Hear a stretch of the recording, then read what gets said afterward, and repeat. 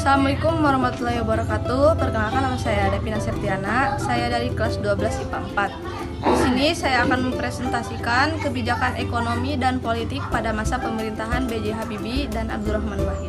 Kebijakan politik pada masa pemerintahan B.J. Habibie yaitu mengganti 5 paket undang-undang dan 3 diantaranya berubah menjadi lebih demokratis.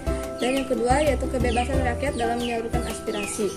Itu artinya rakyat bebas memberikan pendapatnya. Poin ketiga yaitu melakukan pencabutan terhadap pemberedalan pers, dan yang keempat yaitu jejak pendapat wilayah Timur Timur. Nomor 5 yaitu memberikan abolisi hak kepada negara untuk menghapuskan hak tuntutan pidana kepada 18 tahanan dan narapidana politik orang-orang yang pernah mengkritik presiden. Lalu Polri memisahkan diri dari ABRI. ABRI menjadi Kepolisian Republik Indonesia atau RI. Istilah ABRI itu diganti menjadi TNI, itu karena banyaknya aspirasi-aspirasi dari luar yang menggerakkan segala pendapatnya untuk merubah ABRI menjadi TNI. Itu dirubah pada masa pemerintahan B.J. Habibie dan direalisasikan pada saat itu juga. Dan yang terakhir yaitu pengurangan jumlah ABRI di MPR dari 75 orang menjadi 38 orang. Masa pemerintahan B.J. Habibie yaitu yang pertama merekapitulasi perbankan dan menurunkan inflasi atau menurunkan harga. Dan yang kedua yaitu merekonstruksi perbankan nasional. Yang ketiga melikuidasi bank-bank yang bermasalah. Yang keempat yaitu membentuk Badan Penyihatan Perbankan Nasional. Dan yang kelima menurunkan nilai tukar rupiah terhadap dolar US hingga di bawah Rp 10.000. Dan yang ketujuh mengesahkan Undang-Undang Nomor 5 Tahun yang tentang larangan politik monopoli dan persaingan tidak sehat.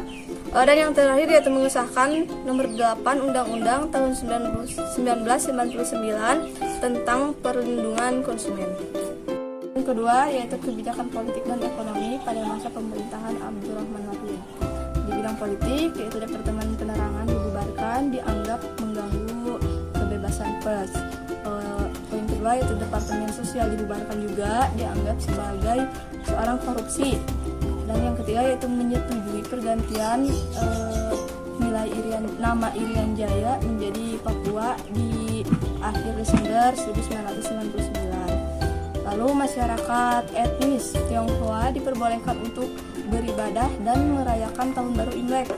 Lalu diumumkannya nama-nama Menteri Kabinet Persatuan Nasional yang terlibat KKN. Pencabutan persatuan mengenai larangan terhadap PKI dan penyebaran Marxisme dan Leninisme. Dan yang terakhir yaitu membekukan MPR dan DPR. Pada masa pemerintahan tersebut ada juga kebijakan di bidang ekonomi, yaitu yang pertama melawan tekanan IMF atau International Monetary Fund atau lembaga keuangan. Dan yang kedua yaitu perekonomian tumbuh pasif untuk pertama kali sejak reformasi. Dan yang terakhir yaitu ketimpangan turun. Mungkin cukup sekian dari saya. Wassalamualaikum warahmatullahi wabarakatuh.